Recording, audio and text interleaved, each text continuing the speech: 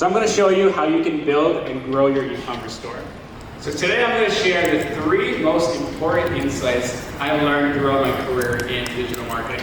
So number 1 is going to be you have to pick a niche and understand your customer.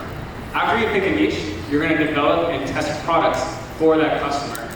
And finally, once you have some success with the product, then you need to optimize the marketing so you can really scale and bring that product to the next level. Cool, so we're going to start with picking a niche and understanding your customer. So just with a raise of hands, who here has already picked a niche and knows who their customer is? Okay, we got a few people. Okay. So I'm going to explain why this is the most crucial first step, and a lot of people do it backwards. So we're going to start with this first step. So marketing is done in the order of who, where, and what. So the who is your customer. After you know who your customer is, you can think about where are you going to find them, whether it's online or in person. But you first need to know who the customer is to think about where you're going to find them. Finally, you think about what message are you going to give to them. And most businesses do this completely backwards. They start with the what, then they go to the where, and they go to the who. So I'm going to give you an example of why this makes so much more sense and why you need to do it this way. Cool, so here's an example to show you why you need to do it in the order of who, where, and what. So we're going to look at 2 marketing agencies, marketing agency A and marketing agency B. So marketing agency A is like most businesses, and they do this order backwards. They start with the what, then they go to the where, and then they finally think about the who. So in this example, marketing agency A is a general marketing agency, and marketing agency B is a marketing partner for gyms. So let's look at marketing agency A. Remember, this is the one that's doing it backwards, and this is the way you shouldn't be doing it. So they start with the what. The what is, for this agency is, we help businesses grow with digital marketing. Then they think about, where do I want to display this message, right? And most businesses, they think they need to be everywhere. They want to be on every single social media platform. They want to be on billboards. They want to be on magazines. They want to be anywhere that can get eyeballs. And this is really inefficient way of marketing. You're going to waste a lot of spend on advertising dollars showing your message to the wrong person. Finally, they think about who do they want to help. And most businesses, again, they think their customer is everyone. So they try to sell their product to everyone, which again is really inefficient.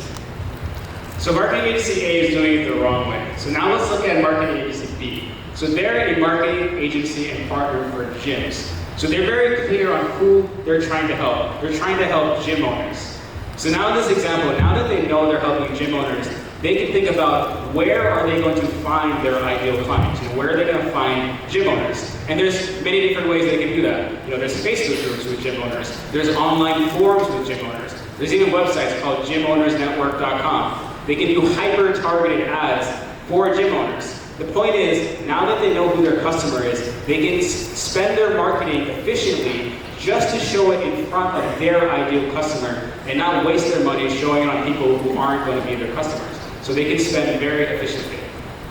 And finally, they think about the what. What is their message? And in this example, it will be very simple. We help gym owners get more gym members and retain clients. The point is, they can show their message to the exact customer that they're trying to get the most efficiently, only because they know who it is. So this is the correct order. You start with the who, then you think about where the customer is, then you finally think about what the message is that you want to deliver to them. Cool. So for this example, imagine you're a gym owner and you're on Facebook. You're scrolling on Facebook and you see an advertisement by both of these agencies. The first one is going to say, we help all businesses grow with digital marketing. The second one is going to be, we help gym owners get more gym members and retain them longer. Which one are you more likely to click on? Obviously, you're going to click on, if you're a gym owner, you're going to click on the one that helps gym owners, right? But now imagine you click on both of them and you talk to both of these agencies. Marketing agency B, they're going to tell you how they've helped other gym owners just like you solve their problems and grow their business. So you're going to realize that this is the agency that has experience with your exact problems and understands you. So not only are you going to go with marketing agency B, but you're willing to pay them even more because you're more confident that they're going to get you your desired outcome of growing your business because they have the experience. And they're going to be able to give you testimonials of other gym owners that were just like you and they were able to solve their problem. Unlike marketing agency A, who's going to tell you that they help all these different businesses that have nothing to do with you. So you're not only going to go with marketing agency B, but you're also going to be willing to spend more with them, which just results in so much more efficient marketing. So hopefully you understand now why it's so important that you need to pick a niche and understand your customer. So to really understand your customer, you really have to go really deep and step into their shoes. What are their problems that they're facing? What are their deep desires? What are their values? And I'm going to explain some ways on how you can research that customer. But one, it's much easier if you're already in that niche. For example, if you're a mom and you're selling to other moms, you're just going to understand that audience so much better because you're living the life of a mom. But you don't need to be living the life if you're of the niche you're serving. You just need to be able to research that niche enough. And I'm going to show you some ways on how you can do that. There is a popular saying in marketing that says, whoever gets closer to the customer wins. This means the business that goes and understands their customer and gets closest to them, that finds out their problems and creates solutions for them, that's going to be the brand that is going to be able to build a long-term, defensible business. So there's a lot of different ways on how you can research and understand your customer. Your customers are going to be online in so many different places. You can research them in Facebook groups, in blogs, in forums. If you have access to Google Analytics, you can find in-depth information on your customers. There's going to be studies online where you can find more information about your customers. One really amazing way that most businesses I don't see doing enough is just sending surveys or doing video interviews with your customers. Really getting that first access data to understanding your customers. And yeah, doing video interviews especially is really an amazing way to really understand your customer. You can ask them things like, why did you buy our product? What problem did our product solve? You can even ask them, what made you almost not buy? So you can find the roadblocks that potentially got someone to not buy, and you can easily remove them. And you can even ask questions like, what do you like about our products? And you can see these are all just open-ended questions. You really want to ask open-ended questions so you can get your customer to really talk and to expand on what they're thinking. And your video interviews are really just such a great way to really dive into the shoes of your customer and understand what they're thinking. So I'm going to share an example of how we use video interviews to really change our business. So we did video interviews with many customers, and most of our customers at the times were moms. But a few of the customers we interviewed were grandparents. And by talking to the grandparents through these online video calls, we just realized how amazing of a customer they were and just how much potential there was with this grandparent segment. We realized that they were really just underserved in the market. A lot of grandparents, they didn't trust online businesses. They weren't used to using online websites. We also realized that when a grandparent bought from us, they would always tell us, now they have 10 other grandkids that they need to buy for. So we realized that the repeat order rate for the grandparent customer was much, much higher than the moms. So once we realized this, we started creating campaigns specifically for grandparents to really break that objection of, can I trust an online business, which most grandparents couldn't. And by showing them ads and marketing elements that were able to gain their trust, mostly by showing other grandparents who bought from us, and by getting those repeat orders, we were able to significantly grow our business. And now the grandparent customer is our biggest customer in our business. So after we shifted our strategy to catering more to grandparents, we then went on to really understand the deep desires of grandparents. And some of the things we realized is grandparents, they want to feel love and connection with their grandchild. They want to feel appreciated and important. A lot of grandparents, they're not working anymore, so they don't feel as valued in society. So they want a way to feel more appreciated. And finally, they just want to feel a legacy, something they can pass down 2 generations and something to be remembered for. So now that when you realize the deep desires, what do you do with that information? So you have the desires and then you have your product. These are in 2 different places. The how to get the customer to think that your product is going to get them their desire, that is copywriting. Copywriting is bridging the gap between their desire and your product. So for example, we sell gifts, but the gift isn't the thing the grandparent really cares about. they only care about their deep desire, which is feeling the connection and love from their grandchild. So we're going to show you an example of an ad we made on how we were able to do that. Shop for my grandson, and needless to say, he absolutely loves this thing. It was a major hit. I got major grandma points. It's so unique because it's fully personalized with the sports that they play or love and their name. And this is a present that you'll actually have for lots of years to come. The quality is really good, and I'm just in love with how it turned out. I highly recommend this. Guys, go check it out. Through this ad, we were able to show how the grandparent can actually get their desired outcome, which is feeling the love and the appreciation from their grandchild, which is mostly represented when they hug each other. So I'll get more into copywriting in the third part, but for now, let's move to the second part. Now that you know your customer and the niche you're serving, you want to develop products that's going to add value to their life. And there's many ways you can do this on how to develop products. One, you can browse catalogs that you have access to. For example, merchants, they have a huge catalog that you can browse and see which one is going to actually add value to your customer. You can just even ask your customer what products they like. If you already have a customer list, you can send them emails or SMS and get them to vote on products they want. And another way is using competitor research tools, and we'll get more into that in a bit. So I've used a lot of different print-on-demand suppliers in the past, and Merchandise honestly is my favorite. Their pricing is amazing, their delivery time is really fast, and their service is really good. And they have just so many unique items, items you won't find in different print-on-demand shops, and they keep continuously launching new products. So we've honestly shifted most of our business to using Merchandise, and we're really happy to do so, and we're continuing to partner with them. Because their service really is amazing, and I've used many other print-on-demand suppliers, and Merchandise really is my favorite now. So another way to develop products is simply just by asking your customers. You can send them new product ideas, maybe you have their email or SMS or social media. You can have them vote on different designs that they like. And this is really good because it gets the customer involved with the product development, which really boosts their engagement and gets them to actually order more. You can do customer interviews, again, to just find out their pain points and think about ways that you can solve their pain points with your products. You can even do things like creating a contest. Have your customers come up with ideas on what products should be launched next, and whoever gets maybe the most votes will win some sort of prize. Okay, so another way to launch products is by using competitor research tools. And the great thing about competitor research tools is you can get actual data on what other sellers are selling and see which products are actually getting sold. So you're not just completely guessing on which products you think can actually sell. And there's a lot of tools out there. Mostly they're tools for Amazon and Etsy. The one we use is Etsy Hunt. So we're able to see what other Etsy sellers are selling and which products are actually doing well. There's a bunch of other tools like Begrow.io, Jungle Scouts. And these tools again are great because you get that real data to see which products to launch next.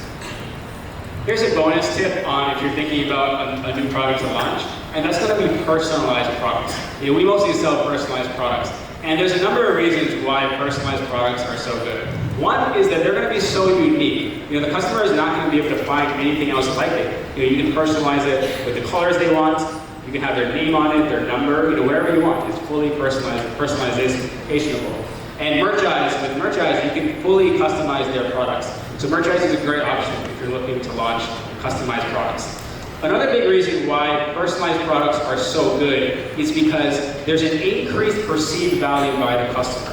So what do I mean by that? Let's say you're selling a t-shirt for $50 normally for just a regular basic t-shirt. If you now make it personalized, the customer is going to be willing to pay much more than that, usually double. So you could probably charge at least $30 for that personalized t-shirt. But you as a merchant, you're going to pay Merchandise the same price, whether it's personalized or not. So you're going to be able to charge the customer more, but your costs remain the same. So you have much higher margins when you sell personalized products. So not only are they unique, but the margins are going to be much better, which is why personalized products is a really great type of product. And if you're selling multiple products on multiple platforms, if you're selling on your own website, on Amazon, Etsy, you want an easy way to do this multi-channel sales. And there's a lot of apps that can do that for you. We use Ced Commerce, CED Commerce, and basically it'll automatically upload your orders from Amazon into Shopify. So it's all in one place. And it'll automatically send the tracking info to the customer on Amazon. So it just does all that work for you to keep things very simple. So finally, we're going to go to the third point. Now, after you know who your customer is, you start making products for them. Finally, you want to optimize the marketing for the product so you can really grow sales. And this is really all what marketing is. And there's just so many things I can tell you about how to increase marketing. But since we have limited time, I'm just going to share the best strategy we've used that's allowed us to increase sales. And that is social proof. So social proof, it's a psychological phenomenon where we as humans, we look to other humans to decide how we should behave. You know, we've evolved in this way to look at other people to think about how we should behave. You know, for example, let's say in this image right here, you see an empty restaurant, you know, nobody's there, versus seeing a restaurant that has a long line. Which one do you think you're more likely to think has better food? You know, which one do you think is going to be a better restaurant? Most likely the one with the long line, solely because you see other people are waiting and want to eat there. So social proof is really so powerful, and it's really at the core of our entire marketing. So I really hope by the end of today you start leveraging the power of social proof. So here are some examples of how you can use social proof. You know, the first one is going to be just with customer reviews on your website. You know, showing other customers that they're not the first person who bought it. Another way is, this is what Etsy does. It says 9 people have this in their carts right now. You know, it makes you believe that this is a product that's highly in demand, and if other people are using it, there must be some good use and benefits of it. Here are some more examples of how you can use social proof. And again, social proof is one of the most powerful tactics you can use. Because most people, when they shop on online websites, a big question in their mind is, can I trust you? Is this a scam website? And one of the best ways you can tackle that block is using social proof. So for example, on Booking.com, they have the reviews right here. They have over 11,000 reviews. They also say, booked 9 times in the past 6 hours. This shows that other people have been booking this, and clearly there aren't any problems with it. Here's another one. This is an agency that says over 50,000 users. And then they have logos of big companies like Nike, Microsoft, Shopify. This again makes you trust that this is a business that clearly provides some good service because you see that they've been doing service for these big brands. So next, I'm going to show you an example of a brand that uses social proof really well. It's a really great brand to follow. It's called Boom by Cindy Joseph. And social proof, if you look at their website and their ads, it is really at the core of their marketing. Rose, so you can see the 2 different tones. It takes seconds to put this product on, so you're just going to feel brighter and lighter. I can go from no makeup to makeup in no time with one stick. Are you ready? It's blush, and depending upon how much you apply, would be day or night, lipstick. At night, I put it up here sometimes and on my neck. All right, are you ready? Have it in. Can you imagine? That's it. It is that easy and that quick. At this stage of my life, I do not want to spend an hour putting on makeup. And it's so moisturizing. It's another thing that I really love about this. It's like a moisturizing treatment for your skin, so you're basically treating your skin even as you're, beautifying yourself. I just love this. Ladies, go check these products out. I know you'll love it. Boom Stick Rose Nude. You need this in your makeup kit. If I had to pick one favorite on-the-go product to talk about, I would talk about Rose Nude. That's the Boom Stick Rose Nude. It's neutral, like a soft. So as you can see, Boom by Cindy Joseph, they use all these different customers to say why their product is so good. It's so much more powerful. Instead of you as a business owner telling your customers why you're so awesome and why you should buy the products, it's so much more powerful if you get your own customers creating testimonials and telling other people why they should buy the product. So I hope you got a better idea of how you can build and grow your online store. And again, the 3 steps to building your store is 1, you need to pick a niche and understand your customer. Number 2, you want to develop and test products for that customer. And then finally, you want to optimize the marketing to really scale those products. And the final message I'll give to everyone is, the more you can get in the mindset of adding value to your customers, to really serving your customers unselfishly, the more you'll be able to create a long-lasting brand and profit.